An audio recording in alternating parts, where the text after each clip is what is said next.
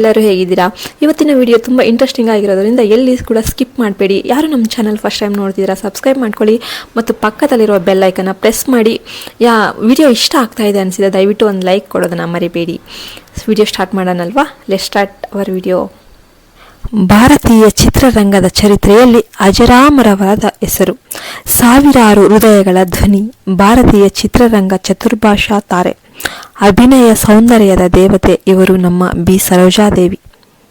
ಇವತ್ತು ಈ ವಿಡಿಯೋದಲ್ಲಿ ನಾವು ಅವರ ಜನ್ಮದಿಂದ ಹಿಡಿದು ಸಿನಿಮಾ ಜಗತ್ತಿನ ಗೆಲುವುಗಳು, ಕುಟುಂಬ ಜೀವನ, ಸಾಮಾಜಿಕ ಸೇವೆಗಳು, ಅಂತಿಮ ದಿನಗಳು ಹಾಗೂ ಅವರು ಇಳಿಸಿಟ್ಟಿರುವ ಶ್ರದ್ಧಾಂಜಲಿಯ ಭಾವದೊಂದಿಗೆ ಎಲ್ಲದರನ್ನೂ ಮನಬಿಡಿಯುವಂತೆ ತಿಳಿಯೋಣ. ಸರೋಜಾದೇವಿಯ ಒಂದು ಪೂರ್ಣ ಹೆಸರು ಬೆಳ್ಳಪ್ಪ ಸರೋಜಾದೇವಿ. ಅವರು ಜನಿಸಿದ್ದು 1937 ಜನವರಿ 7ರಂದು ಬೆಂಗಳೂರು ನಗರದಲ್ಲಿರುವ ಜಾಲಹಳ್ಳಿಯ ಪವಾಡಿ ಎಂಬ ಕುಟುಂಬದಲ್ಲಿ. ತಂದೆ ಬೆಳ್ಳಪ್ಪ ಅವರು ಸೆಂಟ್ರಲ್ ಎಕ್ಸೈಸ್ನಲ್ಲಿ ಕೆಲಸ ಮಾಡ್ತಾ ಇದ್ರು. ತಾಯಿ ರುಕ್ಮಿಣಿಯಮ್ಮ ಕ್ಲಾಸಿಕಲ್ ಡ್ಯಾನ್ಸರ್. ಇಡೀ ಕುಟುಂಬವೇ ಶಿಸ್ತಿನೊಂದಿಗೆ ಕಲೆಯ ಜಗತ್ತಿಗೆ ನಿಷ್ಠೆ ಇಟ್ಟಿರುವಂತಹದ್ದು.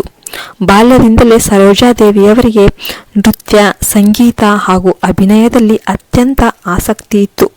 ಅವರು 7ನೇ ವರ್ಷಕ್ಕೆ ಬಂದಾಗಲೇ ಅನೇಕ ವೇದಿಕೆಗಳಲ್ಲಿ ನೃತ್ಯ ಪ್ರದರ್ಶನ ಮಾಡಿದ್ರು. ಅವರು ಮೊದಲ ಬಾರಿಗೆ ಕನ್ನಡ ಸಿನಿಮಾದಲ್ಲಿ ಮಹಾಕವಿ ಕಾಳಿದಾಸ ಎಂಬ ಚಿತ್ರದಲ್ಲಿ ನಟಿಸಿದ್ರು. ಈ ಸಿನಿಮಾ 1955ರಲ್ಲಿ ಬಿಡುಗಡೆಯಾಯಿತು. ಈ ಚಿತ್ರದಿಂದಲೇ ಅವರ ಪ್ರತಿಭೆಗೆ ಹೆಸರಾಗತೊಡಗಿತ್ತು.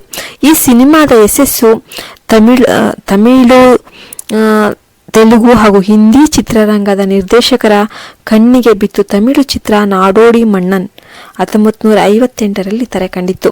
MGR ಅವರೊಂದಿಗೆ ನಾಯಕಿಯಾಗಿ ಅಭಿನಯಿಸಿ ಇಡೀ ದಕ್ಷಿಣ ಭಾರತದ ಚಿತ್ರರಂಗದ ಪರಿಪೂರ್ಣ ನಟಿಯಾಗಿ ಮಿಂಚಿದ್ರು.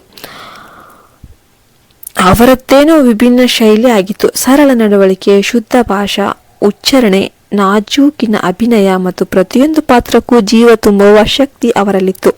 ಅವರು ತಮಿಳು, ಕನ್ನಡ, ತೆಲುಗು, ಹಿಂದಿ ಭಾಷೆಗಳಲ್ಲಿ ಕೂಡ ಒಟ್ಟು 200ಕ್ಕೂ ಹೆಚ್ಚು ಚಿತ್ರಗಳಲ್ಲಿ ನಟಿಸಿದ್ದಾರೆ.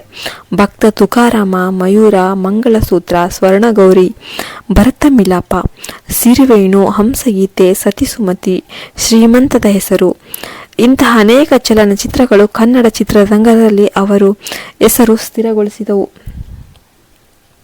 ಅವರಿಗೂ ಬಾಲಿವುಡ್ನಲ್ಲಿಯೂ ಖ್ಯಾತಿ ಲಭಿಸಿತ್ತು.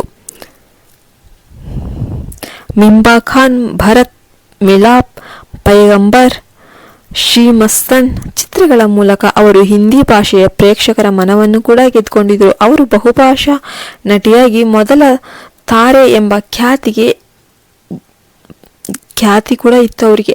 ಚತುರ್ಭಾಷಾ ತಾರೆ ಎಂಬ ಗೌರವ ಪದವಿಯನ್ನು ಕೂಡ ಜನ ಅವರಿಗೆ ಕೊಟ್ಟಿದ್ರು. ಅವರ ವೈಯಕ್ತಿಕ ಜೀವನವೂ ಕೂಡ ಸಂಪ್ರದಾಯದೊಂದಿಗೆ ಸಾಗಿತ್ತು. ಅವರು ಇಂಜಿನಿಯರ್ MG ರಾಮಚಂದ್ರನ್ ಅವರನ್ನ ವಿವಾಹವಾಗಿದ್ರು. ಅವರು ತಮ್ಮ ಪತಿಯೊಂದಿಗೆ ಸಾಮಾಜಿಕ ಸೇವೆಯಲ್ಲಿ ತೊಡಗಿದ್ರು. ಪತಿ ರಾಮಚಂದ್ರನ್ ಅವರ ಸಾವಿನ ನಂತರ ಕೂಡ ಅವರು ತಮ್ಮ ಜೀವನವನ್ನು ಶಿಸ್ತಿನಿಂದ ನಡೆಸಿದ್ರು. ಅಭಿಮಾನಿಗಳನ್ನ ಜೊತೆ ಮಾಡಿಕೊಂಡಿದ್ರು. ಅವರಿಗೆ ಭಾರತ ಸರ್ಕಾರದಿಂದ ಪದ್ಮಶ್ರೀ 1969 ಹಾಗೂ ಪದ್ಮಭೂಷಣ 1992 ಪುರಸ್ಕಾರಗಳು ಲಭಿಸಿದ್ವು. ಕರ್ನಾಟಕ ರಾಜ್ಯೋತ್ಸವ ಪ್ರಶಸ್ತಿ, ನಾಟಕ ಅಕಾಡೆಮಿ ಪುರಸ್ಕಾರ, ಫಿಲ್ಮ್ ಫೇರ್ ಪ್ರಶಸ್ತಿ ಅವರ ನಟನಾ ಸಾಧನೆಯ ಪ್ರತೀಕಗಳಾಗಿ ಉಳಿದಿವೆ. ಅವರು ಎಲ್ಲ ತಲೆಮಾರಿನ ನಟಿಯರಿಗೆ ಪ್ರೇರಣೆ. ಸಿನಿಮಾ ಲೋಕದಲ್ಲಿ ಅವರ ನಟನೆಯ ಶೈಲಿ, ನಿತ್ಯ ನವೀನ ವೇಷಭೂಷಣ, ಅಭಿವ್ಯಕ್ತಿ, ಮೌನದೊಳಗಿನ ಮಾತುಗಳು ಇವನ್ನೆಲ್ಲ ಅವರು ಸಾಂಸ್ಕೃತಿಕವಾಗಿ ಅವರನ್ನ ಶ್ರೇಷ್ಠ ತಾರೆ ಆಗಿಸಿತ್ತು. ಸಿನಿಮಾ ಸೆಟ್ಗಳಲ್ಲಿ ಶಿಸ್ತು, ಸಮಯ ಪಾಲನೆ, ಸೌಮ್ಯತೆ ಇವುಗಳಿಂದ ತಾಂತ್ರಿಕ ಸಿಬ್ಬಂದಿಯ ಮನಸ್ಸನ್ನ ಗೆದ್ದಿದ್ರು. ಅವರ ಸಾಮಾಜಿಕ ಸೇವೆಗಳು ಕೂಡ ಗಮನಾರ್ಹ. ಮಹಿಳಾ ಸಬಲೀಕರಣ, ಮಕ್ಕಳ ಶಿಕ್ಷಣ, ಸಂಸ್ಕೃತಿ ಉಳಿವಿಗಾಗಿ ಅವರು ಹಲವಾರು ಸಂಘಟನೆಗಳೊಂದಿಗೆ ಸಹಾಯ ಮಾಡಿದ್ದಾರೆ. ಅಂಧತ್ವ ನಿವಾರಣೆಗಾಗಿ ಅವರ ಕೊನೆಯ ಇಚ್ಛೆಯಂತೆ ಅವರ ಕಣ್ಣುಗಳನ್ನು ದಾನ ಮಾಡಲಾಗಿದೆ. ಇದೊಂದು ಸಮಾಜ ಸೇವೆಯ ಸ್ಫೂರ್ತಿ. 2025 ಜುಲೈ 14ರಂದು 87ನೇ ವಯಸ್ಸಿನಲ್ಲಿ ಅವರು ನಮ್ಮನ್ನು ಬಿಟ್ಟು ಹೋದರು. ಅವರು ತಮ್ಮ ಮಲ್ಲೇಶ್ವರಂ ನಿವಾಸದಲ್ಲಿ ಶಾಂತಿಯುತವಾಗಿ ನಿಧನರಾದರು. ರಾಜ್ಯ ಸರ್ಕಾರದಿಂದ ಪೂರ್ಣ ಗೌರವದೊಂದಿಗೆ ಅಂತ್ಯ ಸಂಸ್ಕಾರ ನೆರವೇರಿಸಲಾಯಿತು.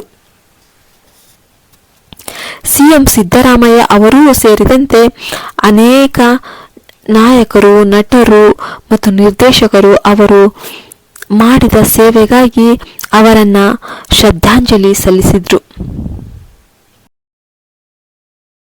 ಅವರ ಅಂತಿಮ ವಿಧಿ ವೇಳೆ ರಾಜ್ಯ ಸೈನಿಕರಿಂದ 3 ಗುಂಡು ಹಾರಿಸಿ ಪೊಲೀಸ್ ಗೌರವ ಪಾರಂಪರಿಕ ವಾದ್ಯಗಳೊಂದಿಗೆ ಅಂತಿಮ ನಮನ ಸಲ್ಲಿಸಲಾಯಿತು. ಅವರ ಪಾರ್ಥಿವ ಶರೀರವನ್ನು ಸಾರ್ವಜನಿಕ ದರ್ಶನಕ್ಕೆ ಇಡಲಾಗಿತ್ತು.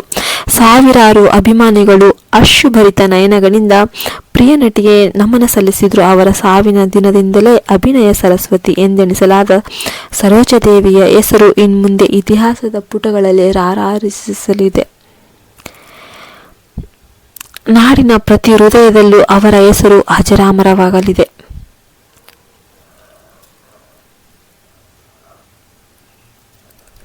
ಈಗ ನಾವು ಅವರನ್ನು ಕಳೆದುಕೊಂಡಿದ್ರೂ ಕೂಡ ಅವರ ತತ್ವ, ಧೈರ್ಯ, ಶ್ರದ್ಧೆ ಮತ್ತು ಕಲಾತ್ಮಕ ಸಾಮರ್ಥ್ಯ ನಮಗೆ ಸದಾ ಪ್ರೇರಣೆಯಾಗಲಿದೆ. ಚಿತ್ರರಂಗಿ ಅವರು ಕೊಟ್ಟ ಶ್ರಮ, ಅವರ ಶಿಸ್ತಿನ ಜೀವನದ ಪಾಠಗಳು, ಅವರ ಆದರ್ಶಗಳು ಇಂದಿಗೂ ಕಲಾವಿದರಿಗೆ ಸ್ಫೂರ್ತಿ. ಈ ವಿಡಿಯೋ ನಿಮಗೆ ಏನನ್ನಿಸ್ತು? ನೀವು ಕೂಡ ಅವರ ನೆಚ್ಚಿನ ಅಭಿಮಾನಿಯಾಗಿದ್ರೆ ಅವರ ಒಂದು ನಿಮ್ಮ ನೆಚ್ಚಿನ ಒಂದು ಸಿನಿಮಾ ಯಾವುದಂತ ಕಮೆಂಟ್ ಮಾಡಿ. ಎಲ್ಲರಿಗೂ ಒಳ್ಳೆಯದಾಗಲಿ. ಜೈ ಹಿಂದ್, ಜೈ ಭಾರತ್ ಮಾತೆ.